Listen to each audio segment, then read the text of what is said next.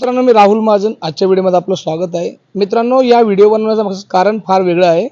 हे गृहस्थ चाळीसगावचे रहिवासी आहेत आणि जळगाव पाचोरा बसमध्ये कंडक्टरचं काम करतात. कंडक्टरचं काम करत असताना यांच्या बसमध्ये एक महिला बसली होती.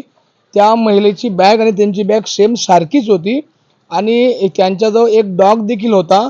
परंतु त्या महिलेने अनावधानाने प्रवास करत असताना ज्यावेळी ते पाचोऱ्याला उतरले दारगाव चौफुलीवर, त्यावेळी त्यांनी त्यांची बॅगच्या ऐवजी कंडक्टर साहेबांची बॅग ते उचलून घेऊन गेलेले आहेत आणि त्या मॅडमांची बॅग यांच्याकडे आलेली आहे.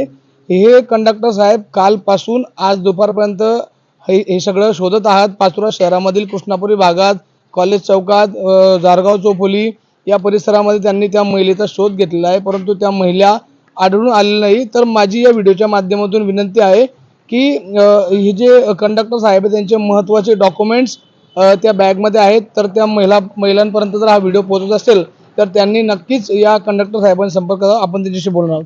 आता काय सांगेल, काय झालं होतं नेमकं? काल मी कंडक्टर आहे चाळीसगाव डेपोला. काल मी चाळीसगाव ते जळगाव अशी ड्युटी करत होतो. ती महिला माझ्या बाजूलाच बसलेली होती. त्यांच्याकडे असं डॉग सुद्धा होतं, जुली कुत्रा, लहान डॉग. आणि त्याच्यानंतर ती महिला जळगाव चौफुलीला उतरली. आमची एकच सारखी कलरची बॅग असल्यामुळे ते माझी बॅग घेऊन गेले आणि त्यांची बॅग इथे सोडून गेली. त्यांच्या बॅगमध्ये काहीच प्रूफ नाही, पण माझ्या बॅगमध्ये माझं आधार कार्ड, पॅन कार्ड, एसटीचा आय कार्ड, रोल वगैरे टोटल सर्व काही आहे.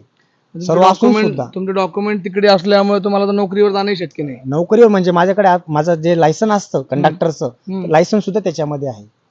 ते जर लायसन जर सरांनी मला चेक केलं ते मला नोकरीवर सुद्धा प्रॉब्लेम होऊ शकतो. तर मित्रांनो, या व्हिडिओच्या माध्यमातून आपल्याला एकच विनंती आहे की या बंधूंचं जे लायसन आहे ते लायसन देखील त्या ताईंच्या बॅगमध्ये चाललं गेलं आहे. हा सगळा प्रकार अनावधानाने झालेला आहे. तरी व्हिडिओच्या माध्यमातून आपल्याला विनंती आहे, जास्तीत जास्त हा व्हिडिओ शेअर करा आणि या दादाला त्याच्या नोकरी जाण्यापासून वाचवा.